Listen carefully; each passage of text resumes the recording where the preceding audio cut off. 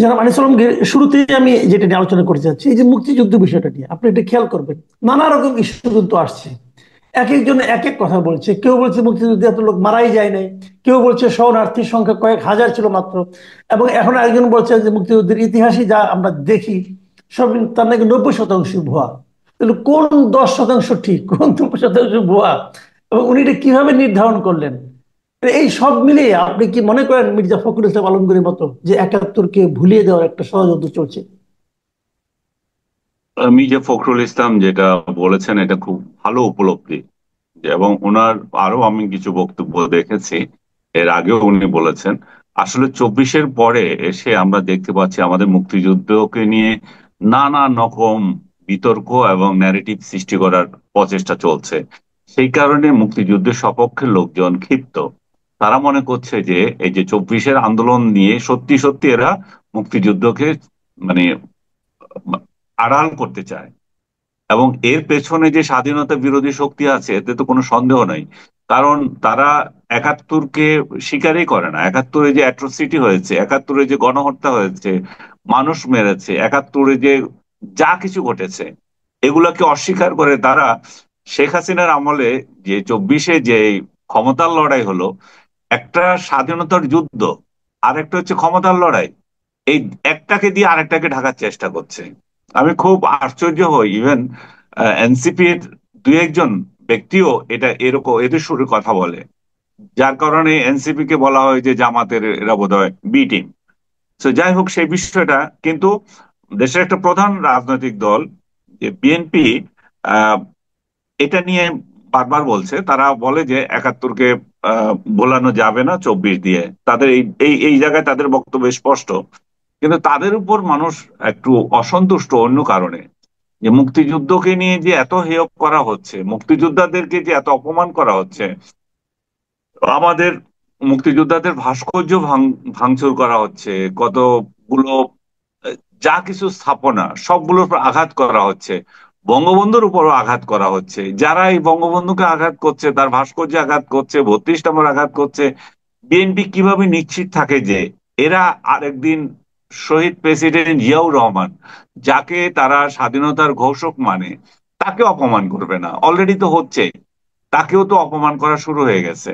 আপনি যে মুক্তিযুদ্ধের আহ সংখ্যা নিয়ে কথা বললেন, যে সংখ্যা নিয়ে একটা বিতর্ক শুরু হয়েছে, আপনি দেখেন এই সংখ্যা নিয়ে বিতর্ক তো আগে ছিল না।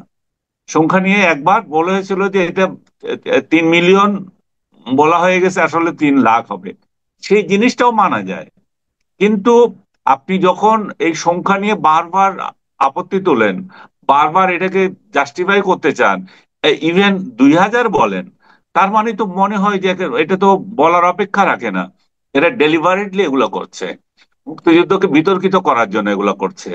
এবং আমাদের এবং পাকিস্তান কোনো ভুল করেনি, সেটা আমাদেরকে বোঝানোর জন্য করছে।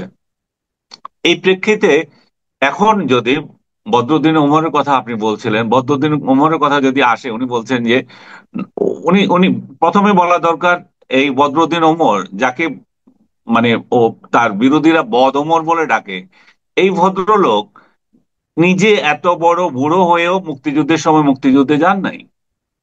এত বড় বড় কথা বলছেন মুক্তিযুদ্ধ নিয়ে, কিন্তু উনি মুক্তিযোদ্ধা না। এবং উনি বলছেন মুক্তিযুদ্ধের ইতিহাস 90% ভুয়া। আপনি তো ভাই মার্ক্সবাদ নিয়ে, লেনিনবাদ নিয়ে, দুনিয়ার কত কিছু নিয়ে বই লিখে ভরে ফেলছেন। আপনার বই বাজারে বিক্রি হয় কিনা জানি না, বাট আছে তো। আপনার বই তো অভাব নাই। এক সময় আমরাও কিনেছিলাম আপনার মার্ক্সবাদের অ আ ক খ, কি যে ঘোড়া ডিম লিখেছেন এখন বুঝি। সেই জায়গায় আপনি যে বইগুলো লিখেছেন সেগুলোর পাঠক নিশ্চয় কিছু ছিল। তা আপনি মুক্তিযুদ্ধ নিয়ে লিখলেন না কেন? মহান আহ, ইয়ে ব্যক্তি, মহান বুদ্ধিজীবী, আপনার তো উচিত ছিল মুক্তিযুদ্ধ নিয়ে কিছু বই লেখা, যেখানে আমরা জানতে পারতাম যে আসলে 90% ভুয়া কোথায়, আর আপনার ওই 10% সত্যতা কি কি ছিল, আর যে 90 ভুয়া সেগুলো কি। এই লোক ভাষা আন্দোলন নিয়ে বই লিখেছে। কি যে মিথ্যাবাদী একটা লোক, আমি তাকে মিথ্যাবাদী বলবো, এখন অনিয়ারে বলছি মিথ্যাবাদী। সে বঙ্গবন্ধু 52 ভাষা আন্দোলনে তার কোনো অবদান নেই, এটাই তার প্রতিষ্ঠা করার জন্য সে আপ্রাণ চেষ্টা করে গেছে। কিন্তু দেখা যাচ্ছে যে অসমাপ্ত আত্মজীবনীতে লেখা আছে যে উনি যারা এই আন্দোলনের সঙ্গে জড়িত ছিল তারা বঙ্গবন্ধুর সাথে জেলখানায় দেখা করছে, চিঠি বিনিময় হচ্ছে, উনি তাদেরকে চিরকুট পাঠাচ্ছে। এবং 21শে ফেব্রুয়ারির যে মানে চূড়ান্ত আন্দোলনে উনি অনশন করছেন ঢাকার বাইরে একটা ইয়েতে, জেলখানায়। এবং সেখানে এবং যেদিন এই এই 21-এর চূড়ান্ত দিন আসলো, হত্যা করা হলো আমাদের ভাষা শহীদদের, সেদিন তার অনশন ভাঙানো হলো এবং তাকে খাওয়ানোর বহু চেষ্টা করা হয়েছে। এগুলা এগুলো বলার অপেক্ষা রাখে না, এগুলো পুরোটাই অসমাপ্ত আত্মজীবনীতে আছে। অসমাপ্ত আত্মজীবনীও যাদের এই প্রসঙ্গক্রমে আপনাকে বলে রাখি, অসমাপ্ত আত্মজীবন নিয়েও আর কিছু রাজাকারের ছাওয়াল একটা বিতর্ক তুলেছিল যে এটা বঙ্গবন্ধু লেখে নাই, এটা লিখেছে আরেকজন। কিন্তু এখন, এবং আমি দেখেছি আমার ওয়ালে বিশিষ্ট বিশিষ্ট লোকেরা সেটাকে শেয়ার করে খুব আনন্দ উল্লাস করছিল। কিন্তু ওদেরই আবার ফ্যাক্ট চেক কমিটি যেগুলো আছে, রাজাকারদের ফ্যাক্ট চেক যারা করে, ওই রাজাকারদের ফ্যাক্ট চেক অর্গানাইজেশনই এখন বলছে যে ওই রিপোর্টটা ভুয়া, অসমাপ্ত আত্মজীবনী বঙ্গবন্ধুরই লেখা। এবং এটা আরেক জি। বইয়ের সাথে আরেক বইয়ের কিন্তু ঘুলিয়ে ফেলেছে। কিন্তু দেখেন, এটা নিয়ে কোনো ওদের প্রচার নাই, এটা কিন্তু চুপ হয়ে আছে। তো রাজাকারদের চরিত্র, স্বাধীনতা বিরোধীদের চরিত্র আপনি এভাবেই চিনবেন। এরা সত্যের সঙ্গে থাকবে না, এরা সবসময় অসত্যকে ঘুলিয়ে দেবে। আর এরা মুক্তিযুদ্ধের পক্ষে যদি কেউ কিছু বলে সেটাকে অসত্য প্রমাণের জন্য উঠে পড়ে লাগবে। এবং এদের কাজই হচ্ছে এটা।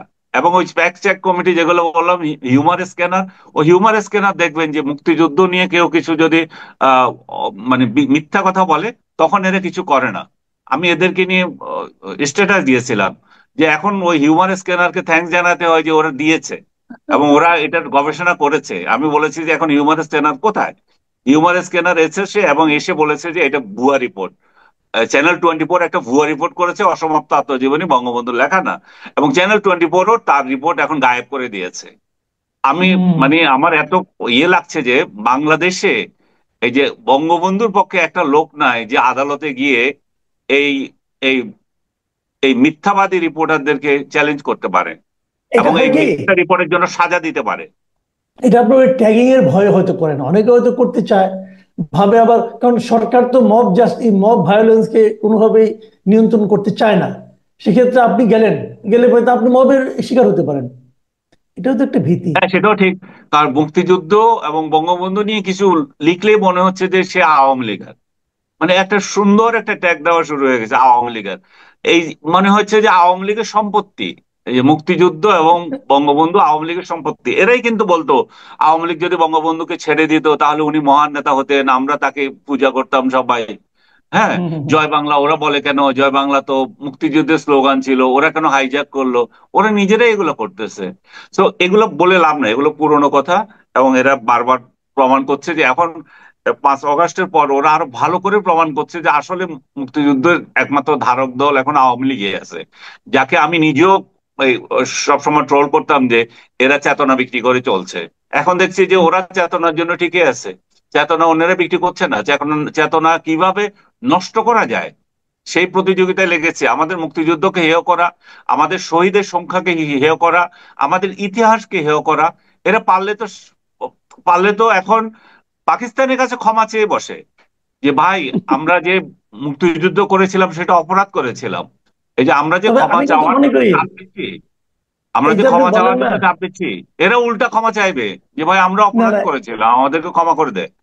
এই যে আপনি বলেন পাকিস্তানের কাছে ক্ষমা চাওয়া দরকার, এরা মনে করছে, আমার কিন্তু একটু মানে একটু কৌতুক করে হলেও আমি বলি, আমার কিন্তু মনে হয় আসলে ক্ষমা চাওয়া আমাদের উচিত। উচিত এই কারণে, 9 মাসে 90,000 পাকিস্তানি বাহিনী মাত্র 2,000 লোককে মারতে পেরেছে। হুম। এদের তো ওদের পেট্রোলের দাম ওঠে নাই রে ভাই, ওদের গাড়ির যে পেট্রোল, এটা তো আমি উঠে নাই। এখন আমাদের মনে হয় জানেন, ওদের কাছে ক্ষমা চাওয়া উচিত যে আমরা এত কম কেন মরলাম, তোমাদের এত পরিশ্রম হলো 9টা মাসে, এত ব্যয় করলা, তোমরা আমাদের ক্ষমা করে দিও। এখন আপনার কথা অনুযায়ী মনে হচ্ছে এই ধরনের কথা বলার সময় হয়ে গেছে। ওরা নিজেরাই বলতেছে, ওদের জেনারেলি বলতেছে কমপক্ষে 12 লক্ষ মেরে দিয়ে গেছে, আর ওরা আবিষ্কার করছে 2,000 মরেছে।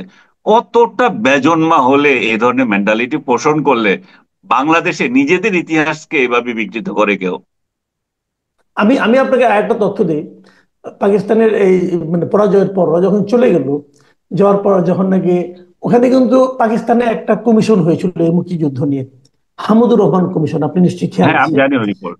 হ্যাঁ, ওই হামিদুর রহমান কমিশনে কিন্তু তারা এই ফিগারটাকে তারা কমিয়ে দেখাইছে, অনেক কমায় দেখাইছে। সেটা হুম। কমায় যেটা দেখাইছে সেটাও প্রায় 65,000 না 60,000 মধ্যে দেখাইছে। ওরা ওরা তো স্বীকারই করে না।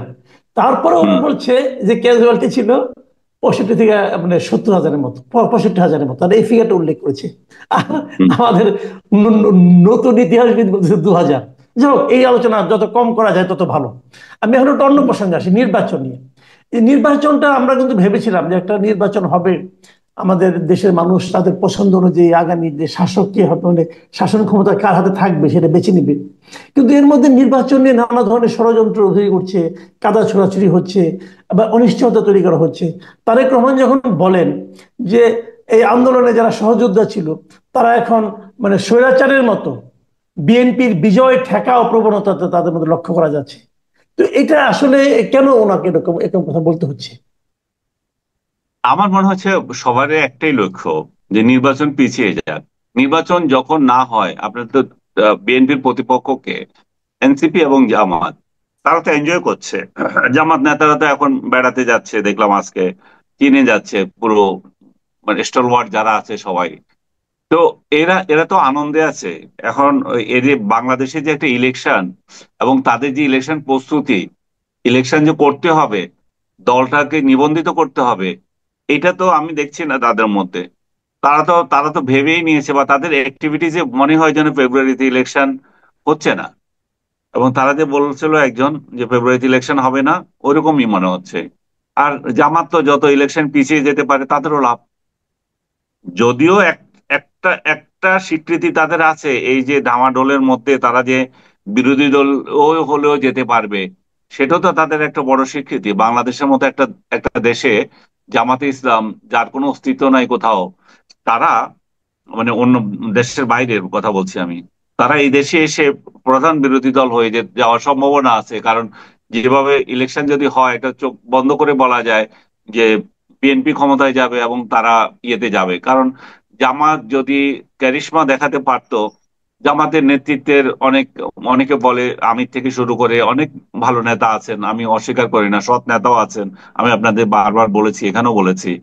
কিন্তু ওভারঅল জনগণ তাদেরকে গ্রহণ করার মতো যেই ম্যাটেরিয়ালস দরকার, এগুলো তো তাদের মধ্যে নাই। তাদের মধ্যে তো ক্ষমা নেই, তারা তো ক্ষমা চাচ্ছে না এখনো। তারা তো অন্যের মতকে গ্রহণ করার যে অ্যাবিলিটি, সেটা এখনো এখনো অর্জন করে নাই। এখনো সোশ্যাল মিডিয়ায় দেখবেন জামাতের লোকেরা গালি দিচ্ছে, আমাকে দিচ্ছে, আপনাকে দিচ্ছে, অন্যদেরকে দিচ্ছে। এরা শুধু সুযোগ পাচ্ছেন, হয়তো রগও কেটে দিত। কিন্তু এই যে মেন্টালিটি তাদের কর্মীদের, এবং তাদের নেতারা ভালো মানুষের উপরে থাকলেও, ভালো মানুষ রূপে আমাদের কাছে আসলেও, এই যে এটা তো পরিবর্তন হচ্ছে না। তাদেরকে বিএনপি বলে যে মোনাফেক, বা অন্য দলগুলো বলে। আজকে আমি দেখলাম যে প্রথম আলো সম্ভবত রিপোর্ট করেছে, ইসলামী দলগুলো, বাকি ইসলামী দলগুলো কেউ তাদের সাথে যেতে চায় না। কারণ ওরা তাদেরকে মোনাফেক হিসাবে জানে, ওরা সঠিক ইসলামী দল হিসাবে জানে না। এবং শুধুমাত্র চরমোনাইয়ের দল বোধহয় একটুখানি আগ্রহী। চরমোনাইয়ের দল দ্বিতীয় বৃহত্তর ইসলামিক দল, তাতে কোনো সন্দেহ নাই। এই দুই দল মিলে ইম্প্যাক্ট করতে পারবে কিনা আমি জানি না। এবং চরমোনাইয়ের দলও যদি যায়, তাহলে এতদিন ধরে যে জামাতকে তারা আজে বাজে গালাগালি করেছিল, এবং জামাত বিরোধিতার নামে আওয়ামী লীগের সাথে কাঁধে কাঁধ মিলিয়ে আওয়ামী লীগের ছত্রছায়ায় তারা যে দল বড় করেছিল, হ্যাঁ, আওয়ামী লীগের সুবিধা নিয়ে। আমি আওয়ামী লীগের সুবিধা এইভাবে নিচ্ছি যে আওয়ামী লীগ জামাতকে নির্যাতন করছে, বা সরকার জামাতকে নির্যাতন করছে, এদেরকে কখনো কিছু বলে নাই। এদেরকে বাড়তে দিয়েছে, হেফাজতকে বাড়তে দিয়েছে। তো এই যে গোষ্ঠী, হেফাজত গোষ্ঠী এবং এই যে চরমোনাই পীর গোষ্ঠী, ওরা তো কওমি গোষ্ঠী, যে খেলাফত গোষ্ঠী, এরা তো জামাত বিরোধী ছিল। এখন খেলাফত গোষ্ঠী যে কয়জনই ছিল, যে কটা রাজনৈতিক দল আছে, আমি দেখছি যে প্রায় 10টার মতো ইসলামী দল, সেগুলোর মধ্যে জামাতের নিয়ে তাদের আগ্রহ নাই। তো জোর করে যদি তারা ঐক্য করেও, তাহলে সেখানেও কতটা ইম্প্যাক্ট পড়বে আমার মনে হয় না। কারণ বাংলাদেশের মানুষ নামাজি হইতে পারে, বাংলাদেশের মানুষ যে আল্লাহ আছে কি নাই, এই প্রশ্নই যখন ভোট হয়, সেখানে তো মানুষ অংশ নেবে না। মানে ইসলাম নিয়ে যদি রাজনীতি করতে হয়, তাহলে তো আল্লাহ আছে কি না এ নিয়েও ভোট দিতে হবে। তো মানুষ তো সেটা নিয়ে ভোট দেবে না, মানুষ তো রাজনীতিকে ইসলামের সাথে সংশ্লিষ্ট করতে চায় না। তো যারা বাংলাদেশের ধর্মপ্রাণ মানুষগুলো তো এটা চায় না। তো সেই জায়গায় শুধুমাত্র ইসলামকে দিয়ে জামাতে ইসলাম উঠে যাবে, ধর্ম ধর্মভিত্তিক রাজনৈতিক দলগুলোকে জোট করে ক্ষমতায় যেতে পারবে, আমার মনে হয় না। তারা যদি ক্ষমতায় যেতে চায় তাদেরকে মাস পিপলের কাছে আসতে হবে, তাদেরকে সহনশীল হতে হবে, তাদেরকে এই যে হুমকি দামকি দেওয়া এগুলো বন্ধ করতে হবে। আমি ব্যক্তিগতভাবে বলি যে আমাকে হয়তো পার্সোনালি তাদের কেউ দিচ্ছে না, কিন্তু সোশ্যাল মিডিয়ায় যেভাবে দেয়, আমাকে দিচ্ছে না সেটাও বলবো না, এদের এদের টোকাই শ্রেণী যেগুলো আছে এগুলো দেয়, যে এরা যারা আসলে, আমি জানি না এরা আসলে জামাত করেও কিনা, মানে জামাতের লেভাজে এরা ইয়ে দেয়, হয়তো জামাতকে এরা ইয়ে লুকডাউন করে, জামাতের এগুলো দেখা উচিত। আচ্ছা, আরেকটা বিষয়, আমি এই প্রশ্নের শেষ প্রশ্ন আপনার কাছে, যে এই নির্বাচনের আগে বিভিন্ন দলের মধ্যে কতগুলি ইস্যু বারবার উঠছে। একটা হলো জুলাই সনদ। এই জুলাই সনদের অবস্থান কি হবে, সেটা সংবিধানের উপরে হবে। জুলাই সনদ নিয়ে কোনো আদালতে প্রশ্ন করা যাবে না। আবার হুম। কেউ কেউ বলছেন যে না, জুলাই সনদ এটাকে গণপরিষদের মাধ্যমে, গণপরিষদ নির্বাচনের মাধ্যমে পাশ করাতে হবে। আবার পিআর পদ্ধতি নিয়েও আস্তে আস্তে আলাপ হচ্ছে টুকটাক। তো এই তিনটা বিষয়ের সঙ্গে নির্বাচনকে আপনি কিভাবে মিলাবেন? এটা ওই যে একই তো, একই সূত্রে গাঁথা তো। এটা তো জামাত এবং এনসিপির ইস্যু। যারা নির্বাচন না হলে খুশি থাকে, যাদের লাভ আছে। জামাত এখন টার্গেট করেছে সমস্ত ইউনিভার্সিটি গুলোতে তাদের ছাত্র সংসদকে মানে নিয়ে আসা, এবং এখানে কোটি কোটি টাকা তারা ব্যয় করবে, তাদের ফান্ড আছে, এবং তারা সেভাবেই আগাচ্ছে। ঢাকা ইউনিভার্সিটি থেকে শুরু করে সবকটা ইউনিভার্সিটিতে তারা যাতে দখল করতে পারে, তাদের ছাত্র সংগঠন যাতে বলিয়ান হয়, সেই চেষ্টা করছে তারা। প্রশাসন কিনে নিয়েছে, ভিসি গুলো তাদের পকেটে আছে। তো এই অবস্থায় তারা চায় যে যত দিন যাবে তাহলে আরো বেশি তারা শক্তিশালী হবে এবং মানুষের কাছে প্রজেক্ট করতে পারবে, দেখো ছাত্র সমাজ আমাদেরকে চায়। তো মানুষের মধ্যে এই এই এই চেতনা যদি তারা, এই চেতনা বলবো না, এই পারসেপশন যদি তারা আনতে পারে যে আমাদের গ্রহণযোগ্যতা কতটা হয়েছে, সেই চেষ্টা তারা করে যাচ্ছে। এনসিপি তো আমি জানি না ওরা কি চায়। ওরা না দল না আহ, জামাতের পকেট কিছুই বোঝা যায় না, এরা এদের ভবিষ্যৎ কি আমি জানি না। দেখিনি কথা বলতে গেলেও ওরা ওরা রাগ করার মতো কথা বলতে হবে, ওরা ডিরেল পথে হাঁটছে। ওরা যে ওদের ভাই রাজনীতি করছেন, প্রথম বেলায় যে আপনি ক্ষমতায় চলে যাবেন তা তো না। আপনি ক্ষমতায় যা হয়তো পরের বার যাবেন, এর পরের বার যাবেন, আপনাদের তো অনেক বয়স আছে এখনো। তো তারা তো সেই চিন্তায় আগাচ্ছে না, তারা মনে হচ্ছে আগামীবার যদি আমরা ক্ষমতায় না যেতে পারি তাহলে তার কিছুই না। তো এখন আগামীবার কেন, আপনাকে যদি আর 5 বছরও ইলেকশন না হয়, আপনারা তো সেই শক্তি নাই যে আপনারা ক্ষমতায় আসবেন। হুম।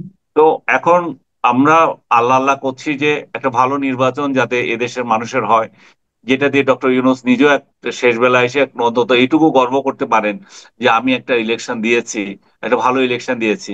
যদিও ইনক্লুসিভ ইলেকশনের কথা বললে অনেকের গা জ্বলে যায়, তো যতই গা জ্বলুক আমি বলবো যে ইনক্লুসিভ ইলেকশন ছাড়া কোনো ইলেকশন হয় না।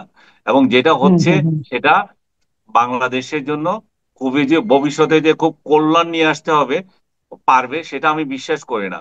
কিন্তু আওয়ামী লীগ আসুক আর না আসুক তাতে আমার কি আসে যায়, আপনার কি আসে যায়, কিন্তু সত্য কথাটা বলতে হবে। কারণ এই আজ থেকে 5 বছর পর এই লোকগুলো আবার জিজ্ঞেস করে, কই আপনি তো বলেন নাই যে ইলেকশন আমার এই আওয়ামী লীগকে নিয়ে ইলেকশন করা উচিত। এরাই যেমন আমাদেরকে পেছনের কথা নিয়ে বলতেছে যে 18-র ইলেকশন নিয়ে তো আপনি কিছু বলেন নাই, 24-এর ইলেকশন নিয়ে কিছু বলেন নাই। দুর্ভাগ্যক্রমে আজকে আমার ওয়ালে এসেছে যে 18 এবং 24 ইলেকশন নিয়ে যে কথা বলছি, 14 ইলেকশন নিয়ে কথা বলেছি, যে যেখানে এই সরকারকে সমালোচনা করছি যে এই যে এগুলো ইলেকশন করছেন সেগুলো কোনো ইলেকশন না। তো এই কারণে বলছি যে আমাদেরকে এই আওয়ামী লীগ ইলেকশন করতে পারুক আর না পারুক, আমরা বলে যাব যে হুম। এটা ভালো নির্বাচন নয় এবং এটা ইনক্লুসিভ ইলেকশন না হলে ভবিষ্যতে গণতন্ত্রের জন্য ভালো নয়। জি, অনেক ধন্যবাদ জনাব আনিস আলমগীর। প্রিয় দর্শক, আপনারা শুনলেন আনিস আলমগীরের ব্যাখ্যা। আহ, এটা আমরা নিজেরাও দেখেছি, এই প্রবণতাটা যেটা দিয়ে উনি শেষ করলেন। অনেকেই দেখবেন বলে, আপনি 15 বছর কোথায় ছিলেন, আপনি অমুক সময় কোথায় ছিলেন, তখন তো কিছু বলেন নাই।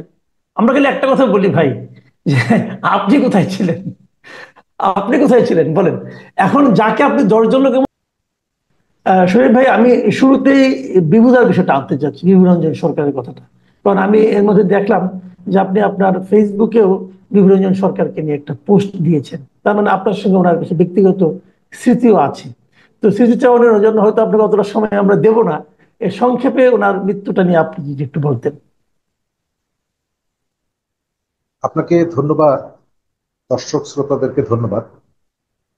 যে কোনো মৃত্যুই বেদনার, তবে কিছু মৃত্যু আছে যেগুলো সমাজ এবং চারিপাশে এক ধরনের গভীর ক্ষত তৈরি করে, কতগুলো ভাবনারও উদ্রেক করে।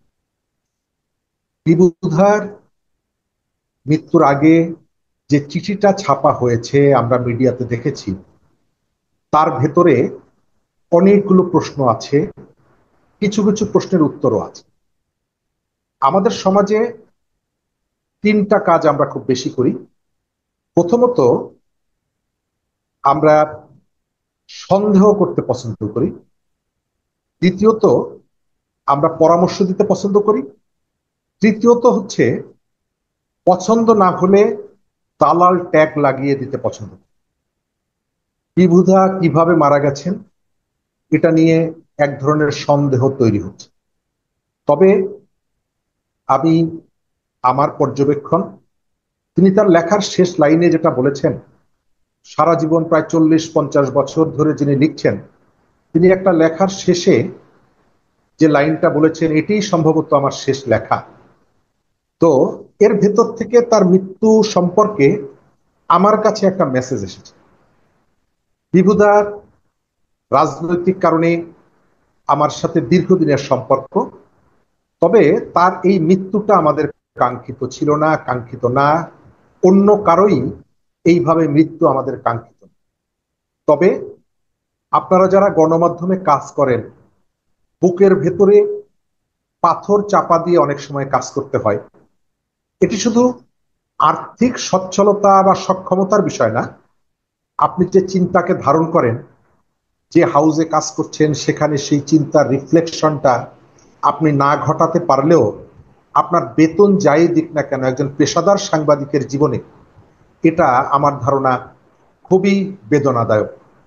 তিনি যে ভাবনাটা ভাবছেন, সেই ভাবনাটা তিনি তার কলমের মধ্য দিয়ে প্রকাশ করতে পারছেন না, অথবা প্রকাশ করলেও তার জন্য তাকে ভৎসনার শিকার হতে হচ্ছে, কেউ কে মুখ কালো করে থাকতে হচ্ছে। আমাদের গণমাধ্যম প্রচন্ড চাপের মুখে আছে, এটা আমরা স্বীকার করি।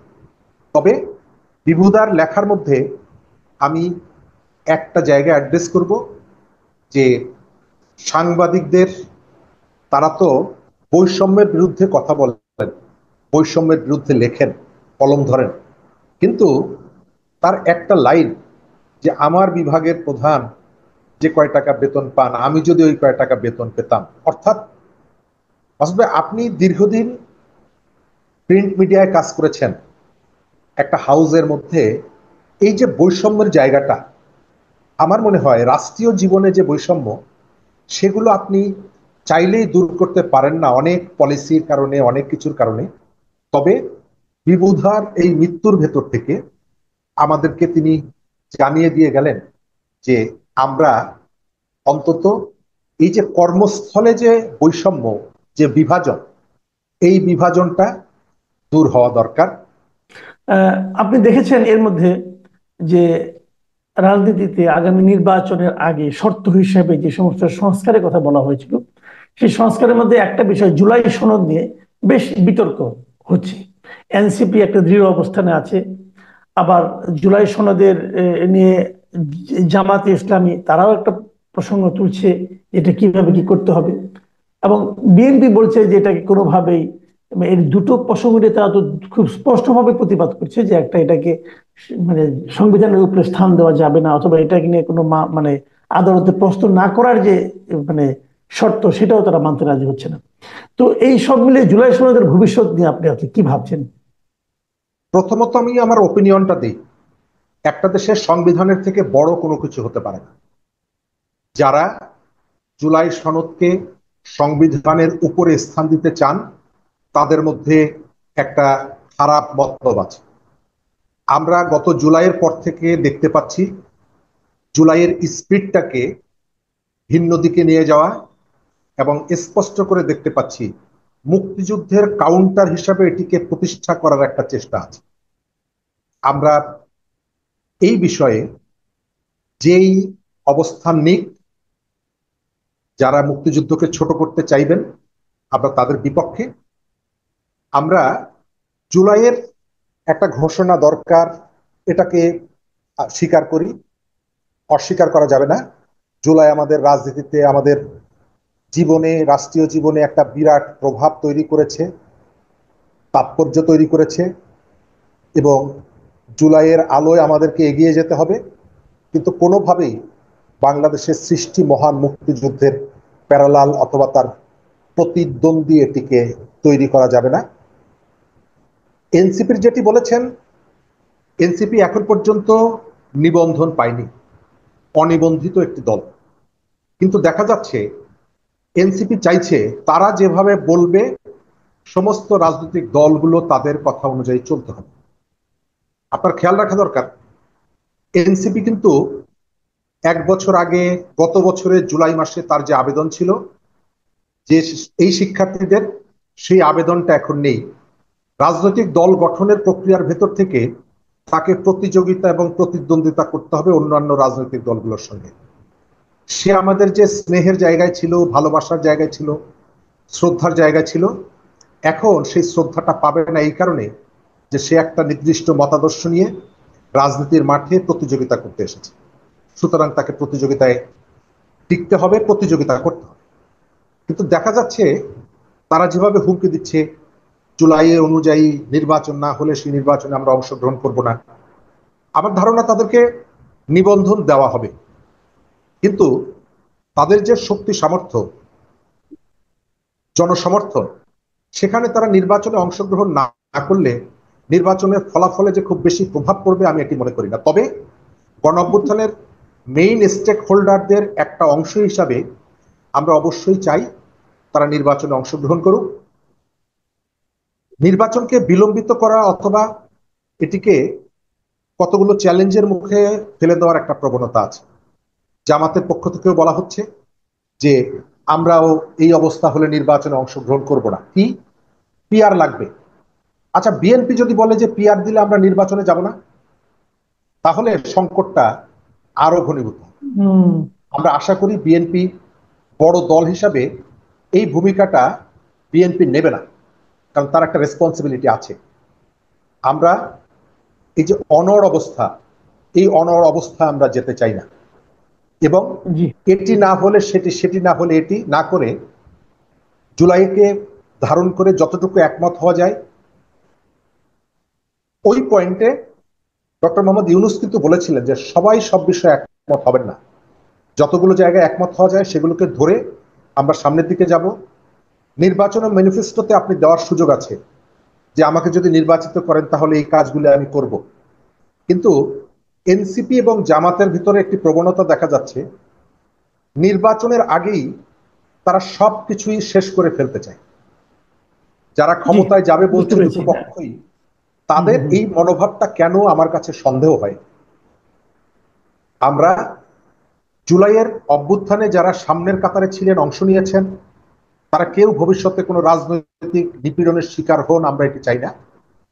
আপনি যদি জনগণের মতামত ওন করেন, সংবিধানের বাধ্যবাধকতা দিয়ে না, আপনাকে নিরাপত্তা দেবে জনগণ। আমরা এই ধরনের একটা অনড় অবস্থায় বাংলাদেশের নির্বাচনটা চলে যাক, এটা আমরা চাই না। নির্বাচন নিয়ে একটা বিতর্ক কিন্তু ইদানিং খুব শোনা যাচ্ছে। যদিও ডক্টর ইউনূস নিজে বলেছেন যে ফেব্রুয়ারিতে নির্বাচন হবে, তবুও যেন মানুষ তার উপর আস্থা রাখতে পারছে না। এই অনাস্থাটা কেন? আবার পাশাপাশি নির্বাচন কমিশন তারা কি করবে সেটাও বুঝতে পারছে না। কারণ আজকে যদিও দেখলাম নির্বাচন কমিশন বেশ দৃঢ় অবস্থান নেওয়ার চেষ্টা করছে, মুখে বলছে তার উপর যদি সরকার তার মতো করে চায় তাহলে উনি পদত্যাগ করবেন। তো এটাই বা বলার দরকার পড়ছে কেন?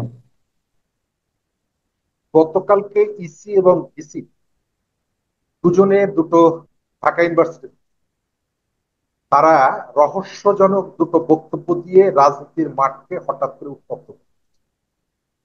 সরকারকে মানুষ বিশ্বাস করছে না, তার কারণ হলো সরকার প্রচুর ধোঁকাবাজি করেছে এই 1 বছর। আমরা তাদের কাছে যে ধরনের স্বচ্ছতা আশা করেছিলাম সেই স্বচ্ছতা আমরা দেখতে পাচ্ছি। ঐক্যমত্যের কাউন্সিল রাজনৈতিক দলগুলোর সাথে বৈঠক করে তারা যে এজেন্ডাগুলো ঠিক করেছে, হঠাৎ করে তাদের আমেরিকান দূতাবাসে গিয়ে বৈঠক করার কোনো প্রয়োজন ছিল?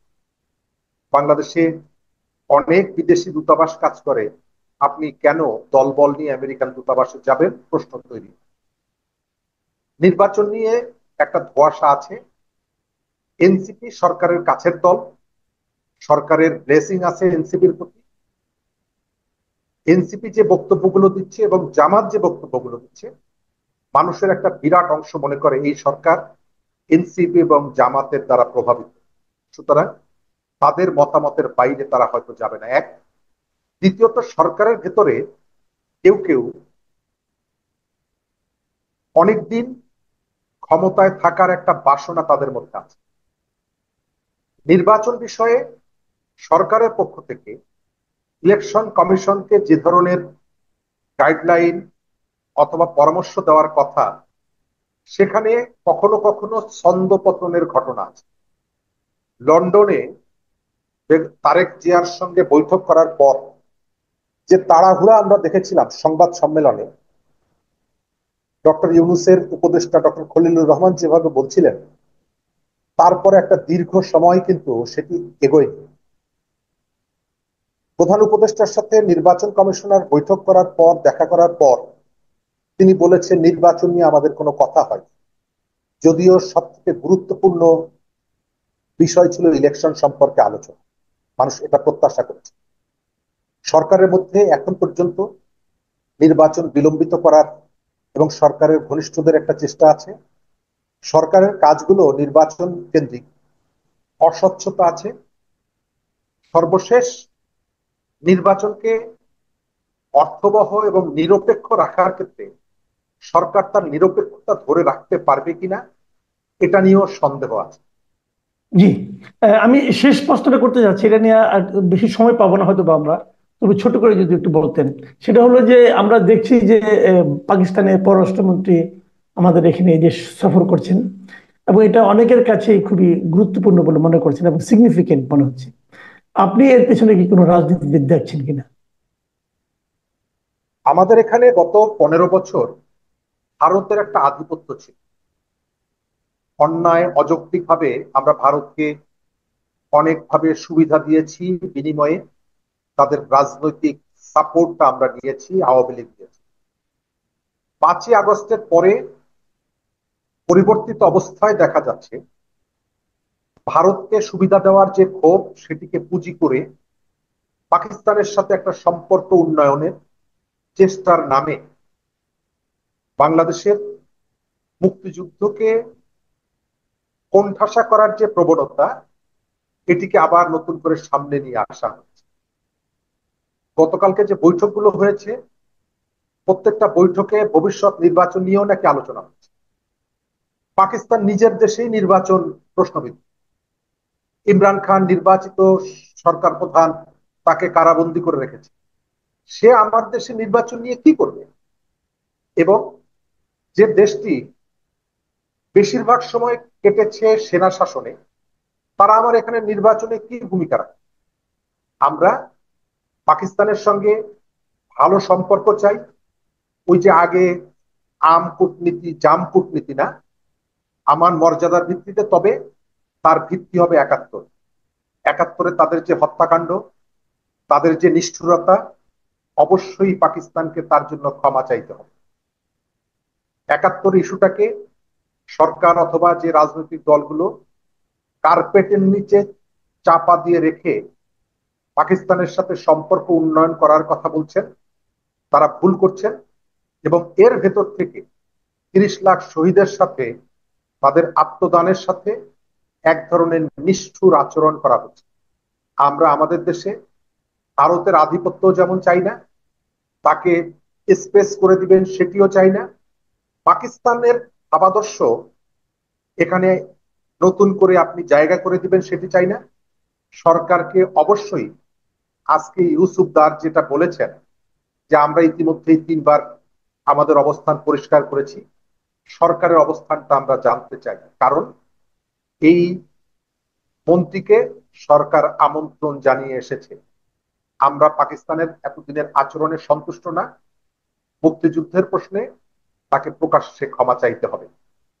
জি। বাংলাদেশের মুক্তিযুদ্ধের পরাজয়ের গ্লানি